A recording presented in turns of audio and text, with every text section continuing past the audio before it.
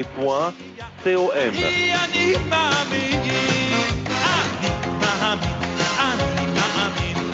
באמונה שלנו בביאה המשיח אני מאמין משיח משיח משיח.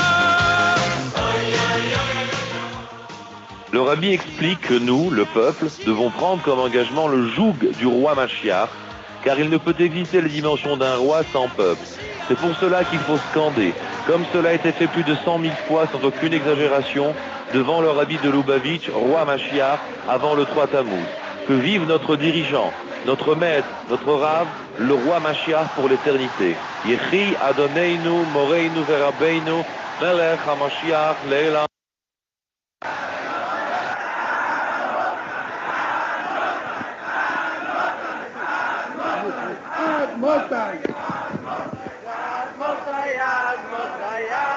Das, was unser Dor, hat der Rishus aufzumachen beim Ewigsten. Und mannen das mit der Twi, Alpi Shulchan Aruch und Alpi Hateira und Alpi Mina Gisrael von Nesi Israel. Und noch mehr Alpi Hamina Kunossi von der Se Atzmei Tonnen mannen bei jedem von dem Dor Koomur, als muss bei ihm sein, bei Jode Hamlei Absuch Agdesha.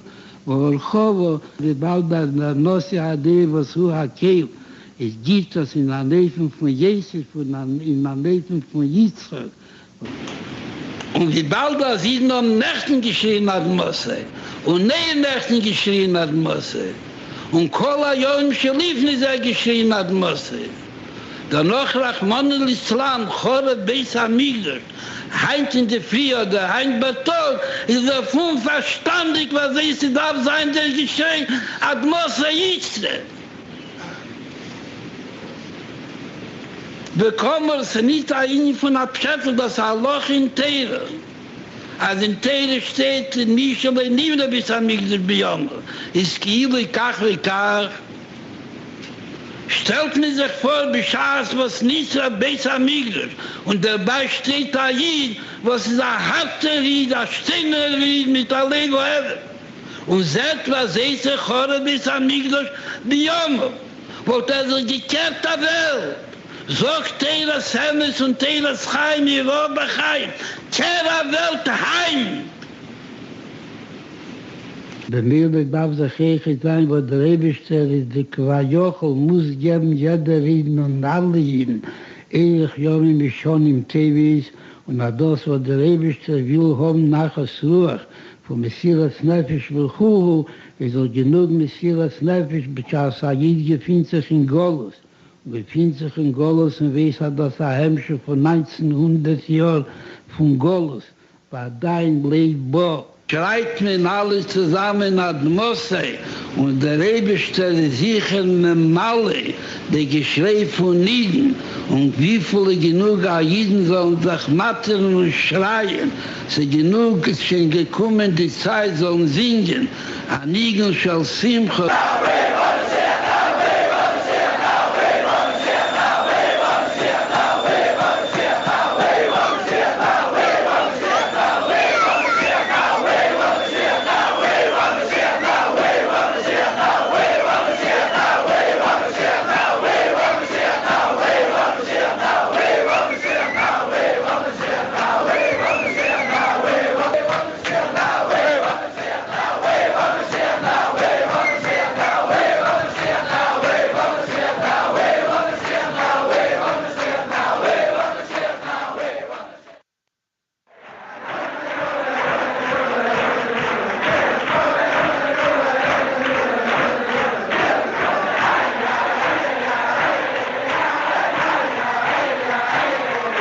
Es gibt das über jeden von euch und tut alles, was ihr kennt und setzt ein Robbling in Maschinen, denke von Yad Mamos. Der Riker ist aber am meisten, wo lernt Tanja, lernt Chsidis und lernt Nikle und tut Zoko, sagt mich Spallen im Azibur. Weil wir akkotten beseichern und zusammen alle zu machen mit den Sturm. Ad Mose, a Robbling in Gula, Mitis war schlimm, alle die, Mischiach Zitkeno, beim Heile, bei Yamein und Mamos. In der Hoch in Kuchen, a Mekabel sein Begolui, die Kohle in Joni verbunden mit Gula Amitis war Schleimer. Und Mekabel Kohle mit der Bries Aguf und Bries am Neshomo und schnellen Biachad in mein Leben von Brio. Als jeder darf wissen, ist das sein Arbeit. Bringen Mashiach Zitkenu zusammen mit der Gula Amitis war Schleimer. Und Leba Shamayim hi, und Leba Layam hi, und Leba Cheko hi, mit allen Unionen und Protim Amurim, dass Meister Achas und Dibur Echot und Machshov Achas. Es ist schon die Zeit auf zu reden, was der Griechen zu Kabbalas nehme Mashiach Zitkenu, durch Lernen noch Einien in Pnimis Atera und lernen das mit Asmodu Schkida, und der Rieken mit der Übergegebenkeit, also legt sich allein in dem Lernen. And I'm going to Israel. Any words for your followers there this week? God will much bless you and for success in your writings. And to my followers, you can transmit a message that the Mashiach, Messiah is coming very soon. Very soon? Yeah, then they must be prepared to accept him properly. Thank you. Yeah, you included. Can you tell us the message you have for the world about Mashiach, the message you have for the whole world about the Mashiach? Yeah, I have printed it. It was printed in all the press of all the countries. If you repeat it, then the Mashiach is ready to come now. It is over, only from our part to do something additional in the realm of goodness and kindness. So people should be doing goodness and kindness for him to come. At least for more than Mashiach will come immediately.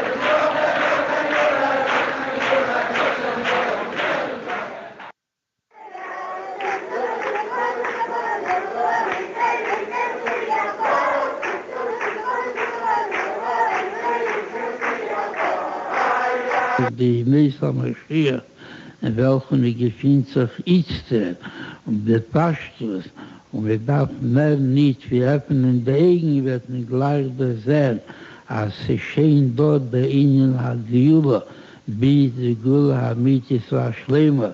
Wir darf mehr nicht, wir öffnen die Augen, wird nicht sehen, der Basese seinen da echt mit Pashtus. Wie viel mir auch gepassen geworden, hat von Yad Mamosh.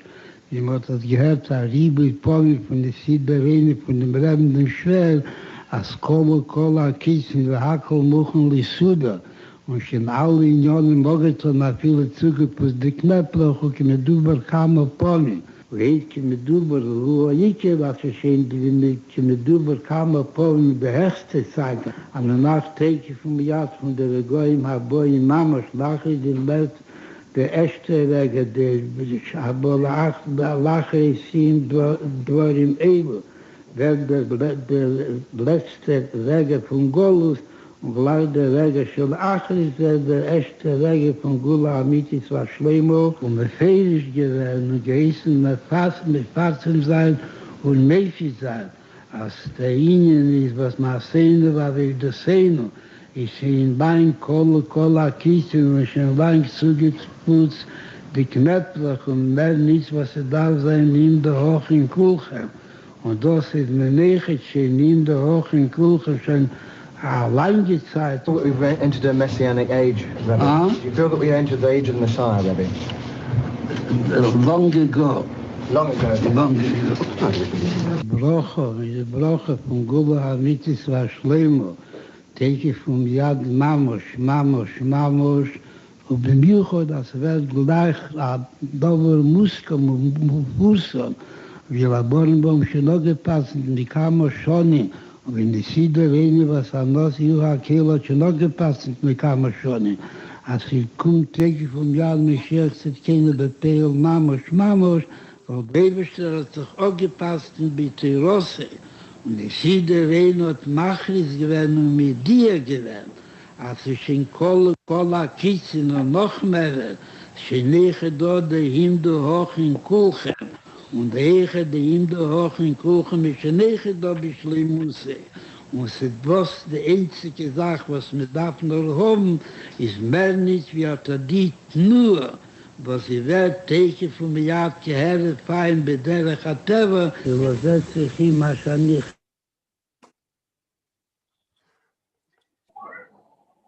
Bonjour à tous.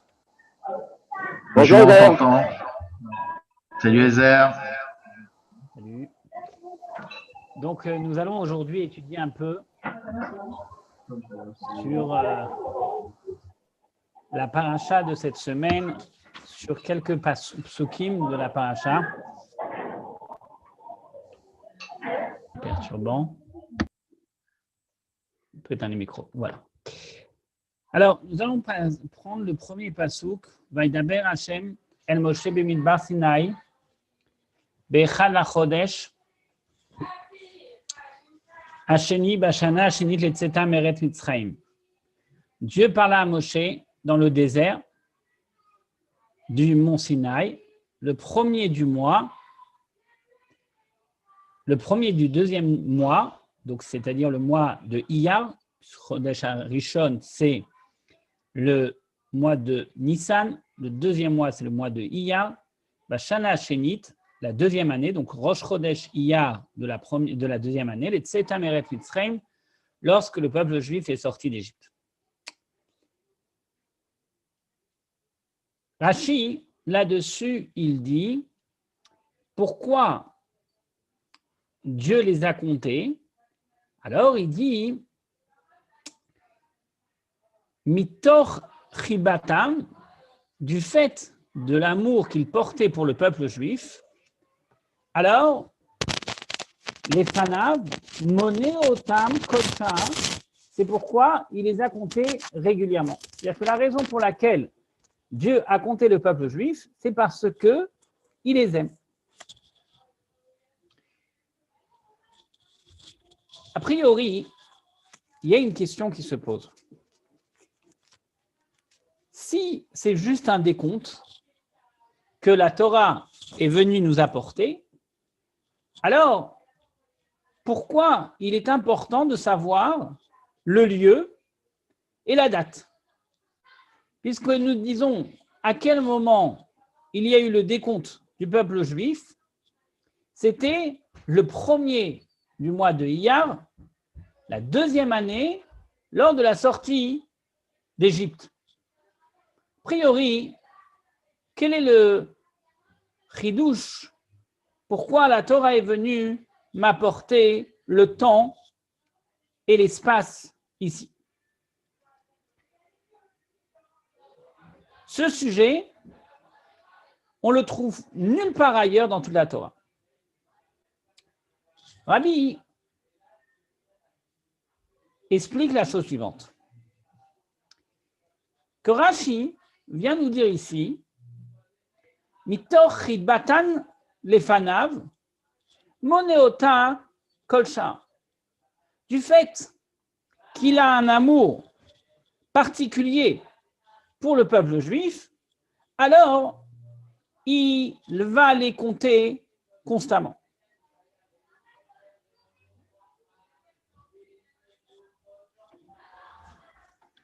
Alors, c'est quoi la réflexion ici? Ce qu'il faut comprendre,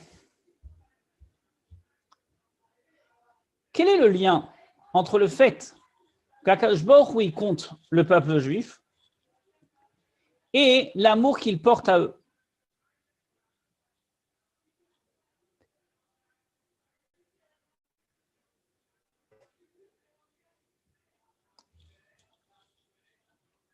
faut comprendre, c'est quoi cette notion d'amour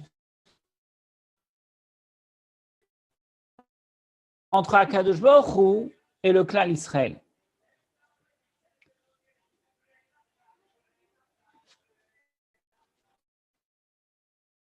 Expliquer, c'est que la notion d'amour commence, on la trouve, le premier qui a eu cet amour, c'est Avraham Avinu.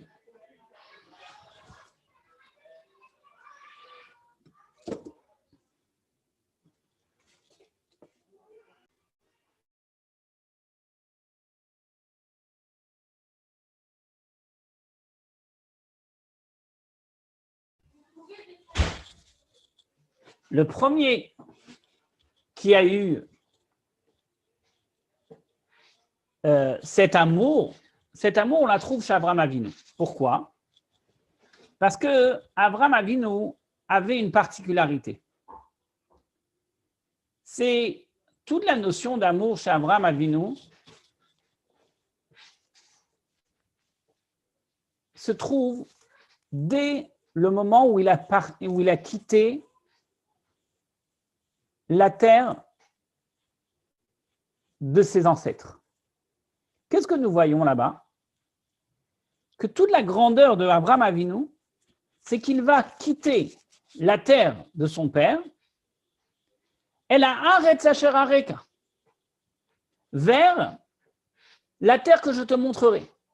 Ça veut dire qu'Akadosh Baruch Hu ne lui donne pas de direction, ne lui dit pas où aller. Qu'est-ce qu'il va lui donner? Il lui dit juste la Haaretz Asher Areka. Et toute la grandeur d'Avraham Avinu, c'est justement, c'est que il va avoir une confiance en Akadosh Baruch Hu sans poser aucune question. Et ça, c'est un signe d'amour extraordinaire. Pourquoi? Parce que cette notion d'amour est quelque chose qui passe d'abord et avant tout par la confiance. Regardons, réfléchissons un instant. Quand un khatan va se marier avec sa fiancée, au moment du mariage, la femme ne sait pas réellement dans quelle direction son mari va l'amener. Mais par amour pour lui, elle se marie.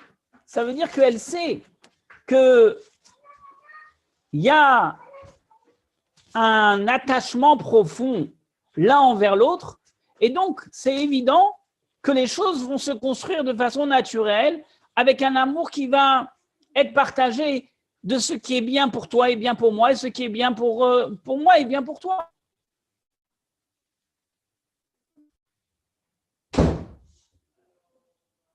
Quand nous voyons chez Hillel Hazaken que le non-juif est venu lui poser la question, il lui a dit « J'aimerais étudier la Torah sur un pied ». Qu'est-ce qu'il lui a répondu, Hillel Hazaken? Il a dit « C'est quoi toute la Torah? C'est Mad isnelecha al tavid lachavecha. Ce que tu haïs toi-même, ne le fais pas subir aux autres. » C'est-à-dire, toute la notion d'amour, c'est justement quand tu aimes quelque chose, tu partages avec l'autre. Mais l'amour la plus profonde, c'est quand tu as une confiance aveugle. Tu es entièrement confiant en la personne envers qui tu t'attaches. Alors, revenons exactement à cette situation qu'Avraham Avinu a vécue. Et comme c'est écrit Avraham Oavi, qu'Akadosh Baruch Hu, il a appelé Avraham mon amour. Pourquoi? Parce qu'Avraham Avinu, il avait cette confiance et ce bitoul, cette annulation totale de donner entièrement confiance à Dieu, et c'est ça qui a créé cet amour entre Abraham et Dieu, alors on retrouve cette même notion d'amour entre Akadosh Baruch Hu et le peuple juif dans la paracha de Bamidbar. Pourquoi? Parce que dans la paracha de Bamidbar, qu'est-ce qui est écrit? Que Akadosh Baruch Hu, il va prendre le peuple juif et il va l'amener dans un midbar shamem, dans un désert où il n'y a rien. Il n'est pas cultivé, Asher lo zaroua, il n'est pas cultivé, il n'y a rien. Et pourtant, le peuple juif, il va avec un amour parfait, avec une confiance parfaite. La même confiance qu'Abraham Avinu a eue à la Haaretz Asher Hareka. Alors, c'est pourquoi la Torah t'évoque à quel moment ça a été fait. À quel moment ce décompte a été fait. Il a été fait le peuple juif était déjà 1 an dans le désert. Et le peuple juif, il n'a pas rétorqué une once de négativité durant ce temps où le peuple... Et c'est pourquoi la Torah a eu besoin de donner la date, à quel moment le peuple juif se trouvait dans le désert, pour bien montrer qu'ils sont restés confiants déjà depuis 1 an et il n'y avait pas de discussion ou de réflexion de penser un instant à quitter le désert ou à prendre un autre chemin tellement qu'ils étaient en confiance totale avec Akadosh Baruch Hu. Et ça, c'est une réflexion très profonde. Mais avant de rentrer dans cette réflexion de la confiance en Dieu, qui est la base même de tout le judaïsme, on va juste s'attarder sur le décompte. Pourquoi Akadosh Baruch Hu a besoin de compter le peuple juif? La notion de compte, une valeur à la chose. Pourquoi? Parce que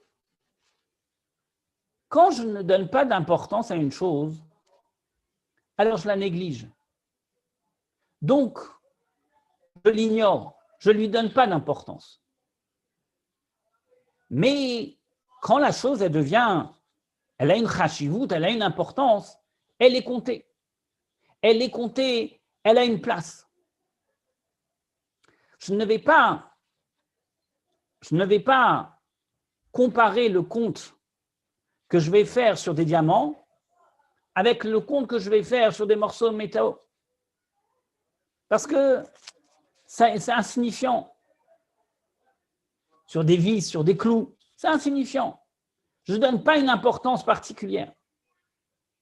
Sur un diamant, qui peut être plus petit même qu'un clou, je vais lui donner une importance exceptionnelle. Pourquoi? Parce que tout simplement, le fait de sa chashim ou de son importance, alors je vais le compter. Et le compte montre l'importance que je donne à la chose. Des clous, je ne vais pas... Ici, nous voyons, à travers cette réflexion de ce premier passouk de Parashat Bamidbar, le lien étroit que nous avons entre la confiance et l'amour. Il y a quelque chose de très particulier dans ce lien qui existe entre la confiance et l'amour. Et a priori, quel est le lien entre la confiance et l'amour? On a commencé à expliquer cette notion. Mais c'est quoi ce lien que la confiance amène à l'amour?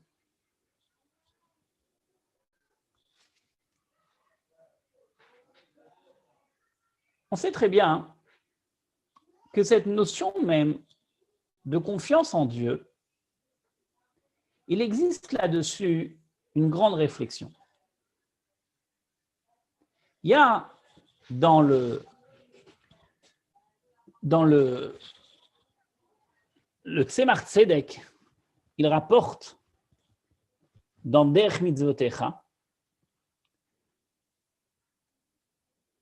une mitzvah qui est mitzvah amanat elokut, la mitzvah de croire en Dieu. Et il explique c'est quoi la mitzvah de croire en Dieu. Mais il y a une mitzvah de croire, mais il y a une mitzvah qui est encore plus profonde.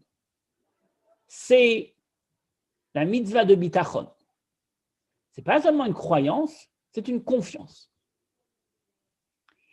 Et quelque part de ce qui était rapporté ici, dans Chumash Bamidbar, comment la parasha de Bamidbar commence? La parasha de Bamidbar, elle commence sur le décompte,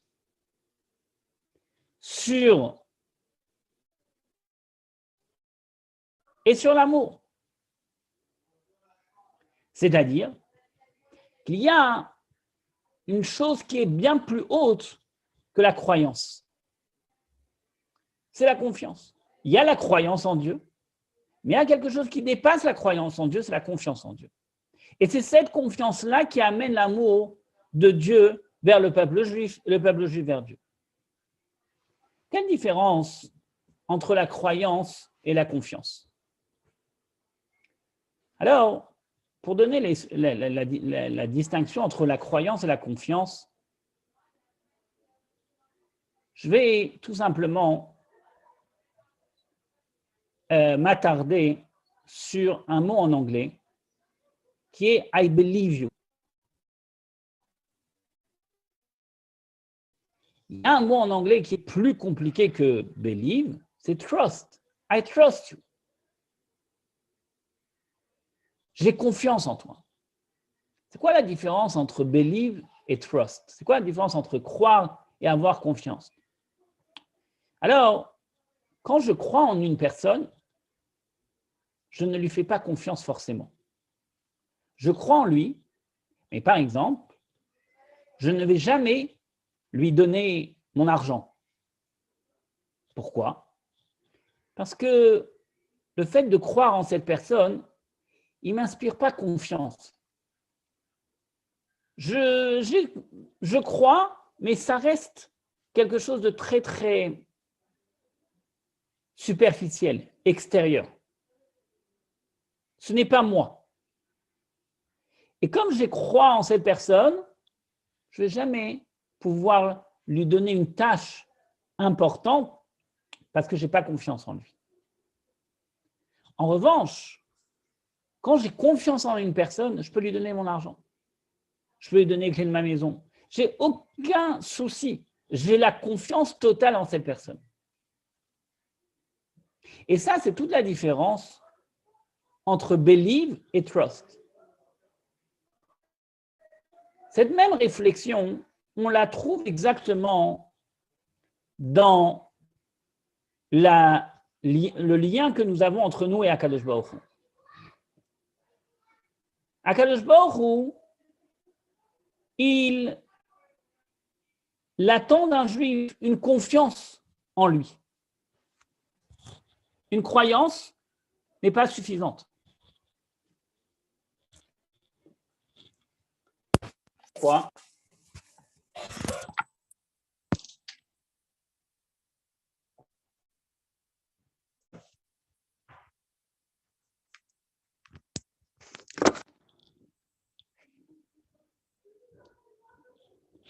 C'est pourquoi, lorsqu'un juif il croit en Dieu, cela est d'un niveau, mais il n'atteint pas le niveau le plus profond de son être en tant que juif. C'est-à-dire, croire en Dieu ne veut pas dire pour autant avoir confiance. Et si quelqu'un a confiance en Dieu, alors forcément, il croit en lui. C'est quoi la différence entre la croyance et la confiance en Dieu? Alors, la croyance, il faut savoir que le peuple juif, est appelé Maminim bnei Maminim, croyant fils de croyant. Pourquoi? Une malle remplie d'or et d'argent et de diamants et de bijoux pour aller plaider auprès du gouverneur, de l'empereur, qu'il puisse enlever le décret. Voilà que Nahum Ish Gamzu, sur le chemin, il va s'arrêter dans une auberge et des brigands vont vider la malle et ils vont remplir la malle de cailloux et de terre. Lorsque Nahum Ish Gamzu va voir la malle, alors il y a deux girsao dans la Gemara. L'une dit qu'il a vu la malle au matin, déjà dans l'auberge. Nahum Ish Gamzu, il a dit Gamzu le Tova. Tout ce que Dieu y fait, c'est pour le bien. Et lorsque Nahum Ish Gamzu est arrivé chez l'empereur, après la deuxième girsa, il n'avait pas encore vu. L'empereur prend la malle et il ouvre un cadeau des Juifs. Et lorsqu'il ouvre la malle, il se rend compte que dedans, il y a de la terre. Nahum Ish Gamzu dit Gamzu le Tova, tout ce que Dieu il fait, c'est pour le bien. C'est-à-dire qu'il est arrivé à atteint un niveau où même voir de la terre dans une malle n'était pas pour lui une épreuve, n'était pas pour lui un problème. Parce que sa confiance en Dieu était inouïe. La Gemara raconte qu'à ce moment-là, Dieu a envoyé le prophète Élie en tant que un des conseillers du roi. Et le prophète Élie, il dit au roi, mais attention, ne le tuez pas. Les Juifs ne se sont pas moqués de vous. Cette terre n'est pas une simple terre. Cette terre, c'est une terre qui appartient aux ancêtres du peuple juif, qui appartient à Avraham Avinu. Et quand vous avez des ennemis, il suffit de jeter cette terre et cette terre deviendra des flèches. Ils ont fait l'essai et immédiatement le miracle s'est produit que cette terre s'est transformée en flèche. Là, bien sûr, le roi a enlevé le décret et Nahum Ish Gamzu a pu sauver le peuple juif à ce moment-là. Mais c'est quoi la force de Nahum Ish Gamzu?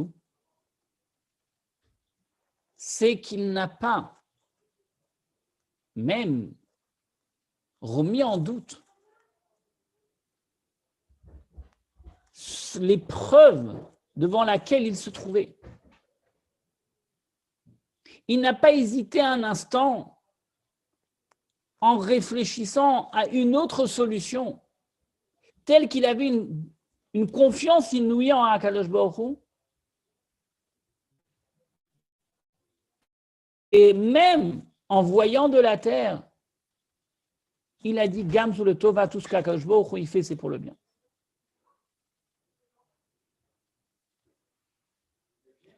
Ça, c'est le niveau le plus élevé dans la confiance en Dieu. Pourquoi? Parce que Nahum Ish Gamzu n'a pas vu du mal, n'a pas vu la moindre difficulté. Il a de la terre, des cailloux à la place de pierres précieuses. Il dit Gamzu le Tova, tout ce qu'Akadosh Baruch Hu il fait, c'est pour le bien. Ça veut dire que le mal n'avait même pas lieu d'être, n'existait pas.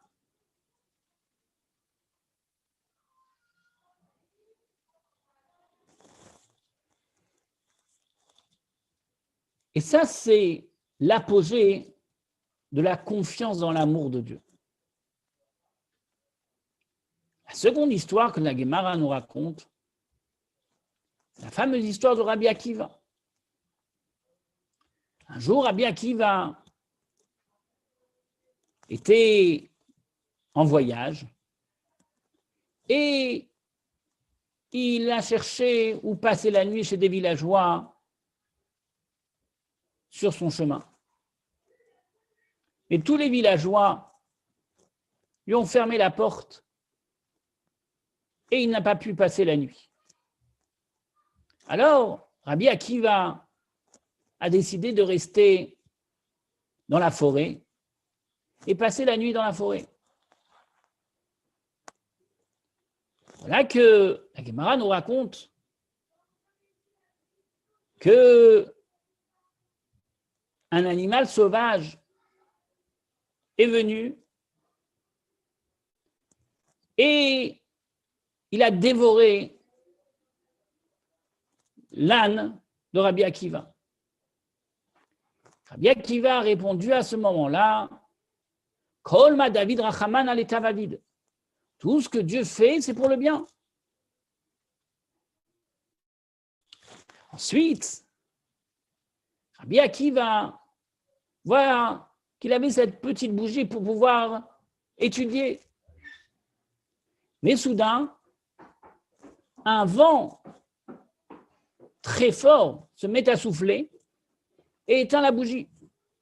Rabbi Akiva dit Kol ma David Rachaman al Etavavid. Tout ce que Dieu fait, c'est pour le bien. Ensuite, Rabbi Akiva avait une poule. Et soudain, un animal domestique arrive et va dévorer la poule, le coq. Rabbi Akiva va dire Kol ma David Rachaman al Etavavid. Tout ce que Dieu il fait, c'est pour le bien. Rabbi Akiva n'avait plus de lumière pour s'éclairer et étudier la Torah. Il n'avait plus d'âne pour le porter. Il n'avait plus de coq pour le réveiller le matin. Rabbi Akiva a dit Kol ma David Rachaman al Etavavid. Tout ce que Dieu il fait, c'est pour le bien. Voilà que le lendemain matin, il a vu la grandeur de Dieu. Parce que des brigands étaient passés dans les villages et ils avaient pillé, tué, massacré les villageois. Et là, Rabbi Akiva a compris Marabou Masecha Hashem, la grandeur de la Kadosh Baruch Hu. Là, Rabbi Akiva a vu que la raison pour laquelle il lui avait enlevé son âne et son coq et sa bougie, c'était pour ne pas se faire repérer. Et pourquoi les villageois avaient refusé? C'est pour qu'ils puissent avoir la vie sauve.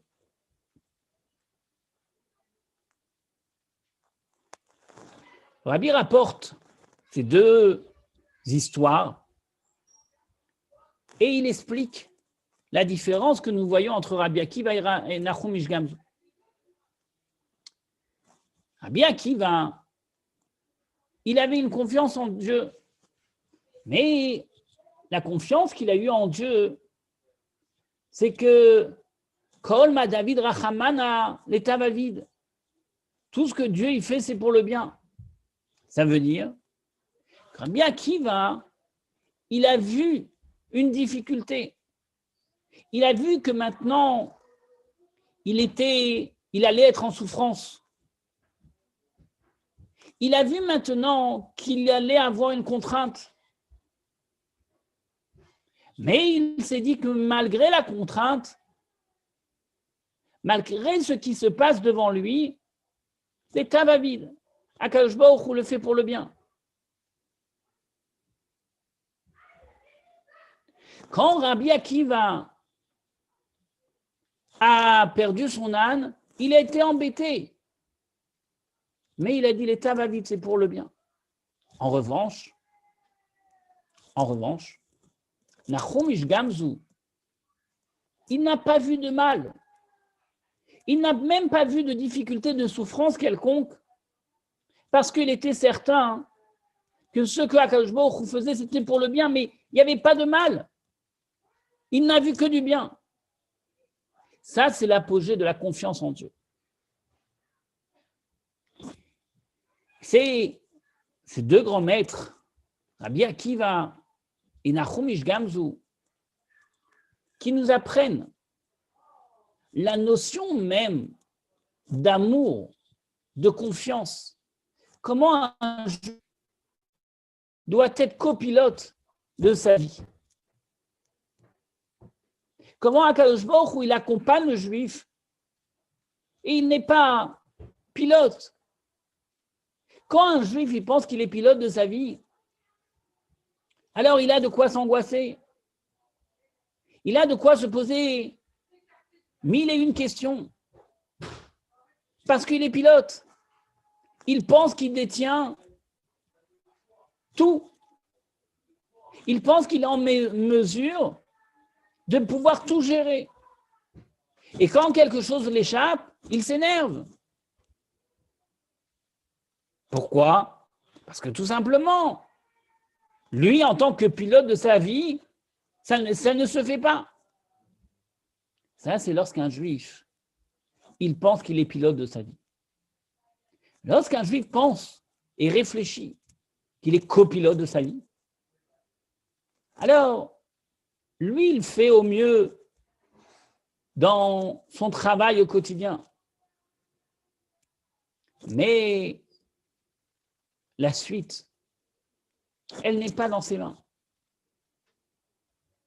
Il sait très bien que son travail, c'est de faire, c'est d'accomplir, c'est d'être en adéquation avec la Torah et les mitzvot qu'il est en train de pratiquer et d'étudier.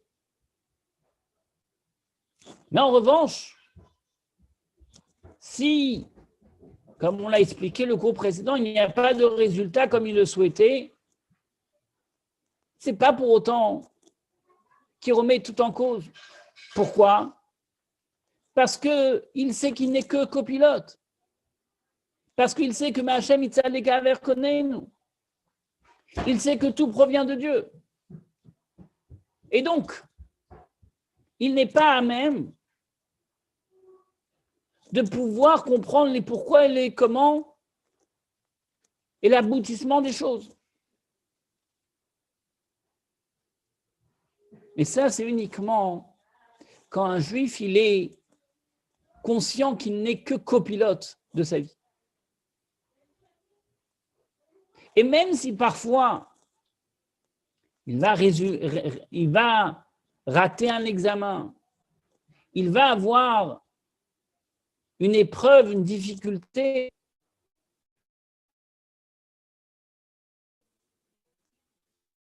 cela ne va pas remettre en cause sa confiance en Dieu. Au contraire, il va se ressourcer davantage pour s'élever face à l'épreuve, à la difficulté qu'il a. Et c'est justement comment un juif va vivre durant des années qu'il va pouvoir ou non surmonter l'épreuve à laquelle il va faire face. Quand un juif, durant de nombreuses années, il s'est conduit comme un copilote, alors face à l'épreuve, il a davantage, encore plus de confiance en Dieu. Pourquoi?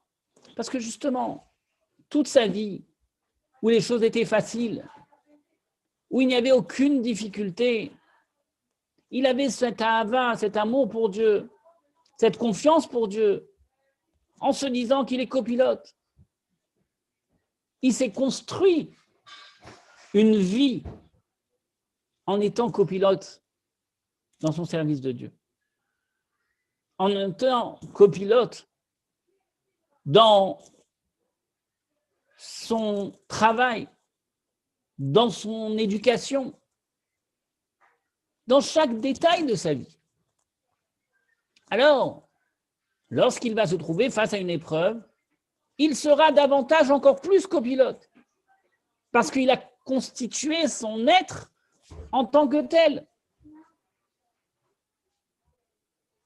Mais lorsqu'un juif, malheureusement, il a pensé être pilote toute sa vie, alors, lorsque à la première petite épreuve auquel il fera face, il va être perdu. Il ne saura pas comment prendre la maîtrise de quelque chose qui l'échappe. Lui qui a toujours tout géré, comment il va pouvoir maintenant réagir face à la difficulté, à l'épreuve qu'il rencontre? Et là, c'est bien plus difficile pour lui de réagir face à l'épreuve. C'est justement cela, Chibatan shel Israël. C'est justement cela, l'amour qu'Akadosh Baruch Hu porte à son peuple. À quel moment Dieu il est en train de voir qu'un juif l'aime vraiment? C'est lorsqu'il le met dans une situation en difficulté. Et dans la difficulté, il voit comment le juif réagit. Et c'est pourquoi nous voyons justement dans la paracha de Bamidbar, qu'est-ce qu'Akadosh Baruch Hu il a fait?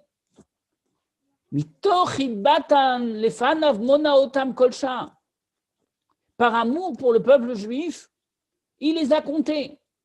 Pourquoi il a eu ce décompte? Pourquoi Akadosh Baruch Hu il a eu le fait de la volonté de le compter? Dans le désert, le premier jour du mois de Iyar, la deuxième année. Pourquoi tous ces détails? Pour dire oui, à quel moment Akadosh Baruch Hu va compter le peuple juif? Justement, quand il sera dans un désert Eretz Lo Zaroua, dans une terre qui n'est pas semable, dans une terre qui n'y a pas de récolte, dans une terre où ils ne vont pas savoir comment ils vont boire dans le désert, comment ils vont manger dans le désert. Mais ils ont une confiance inouïe en Dieu. Et ils ne sont pas en train de se dire comment nous allons vivre. Et face à l'épreuve où le clan Israël, le peuple juif, se trouve dans le désert, et la question ne vient même pas à l'esprit.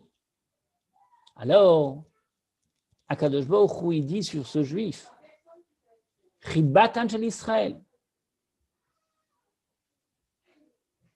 l'amour du peuple juif envers Dieu, c'est lorsqu'il voit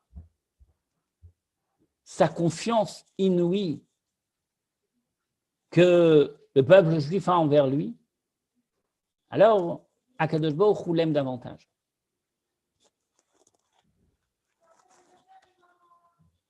Mais une dernière question peut surgir. Pourquoi cette mise à l'épreuve? Pourquoi nous avons besoin d'une mise à l'épreuve pour éprouver l'amour? Alors, on ne peut pas donner une explication rationnelle pourquoi Kadosh Baruch Hu met à l'épreuve un juif. Il n'y a pas d'explication. Ça, c'est des cheshbonot, anistarot la'Hashem Elokeinu. Ça, c'est des comptes qui ne nous appartiennent pas, qu'ils appartiennent uniquement à Kadosh Baruch Hu. On n'est pas dans ces comptes pour comprendre pourquoi il met un juif à l'épreuve. Ce qui est certain, c'est que un juif qui a surmonté une épreuve en étant copilote, il est bien plus fort après l'épreuve qu'avant l'épreuve. Pourquoi? Parce que durant cette épreuve, il a ressenti ce chibat anshel Israël. Il a ressenti cet amour d'Akadosh Baruch Hu dans tous les faits et gestes, les détails de l'épreuve qu'il a vécue.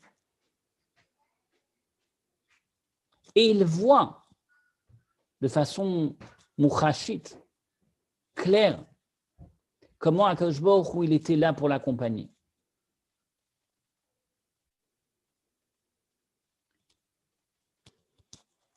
Mais comment c'est possible qu'Akadosh Baruch Hu lui-même le mette à l'épreuve et il l'accompagne pendant l'épreuve? Alors la réponse est toute simple. Akadosh Baruch Hu il est nimna nimnaot, c'est-à-dire qu'Akadosh Baruch Hu il peut faire vivre une chose et son contraire. Il peut, au moment d'un orage, mettre une boule de feu dans l'eau. Il peut faire cohabiter l'eau et le feu à la même instant. Pourquoi? Parce qu'il n'y a que Dieu qui est en possession de pouvoir mettre une chose et son contraire. Et c'est pourquoi, pour les raisons qui lui sont propres, alors, Akadosh Baruch Hu, il met le juif à l'épreuve. Et pendant que l'épreuve est en train de durer, Akadosh Baruch Hu, il rentre betzarato. Akadosh Baruch Hu, il rentre dans la souffrance du juif, il accompagne le juif dans sa souffrance.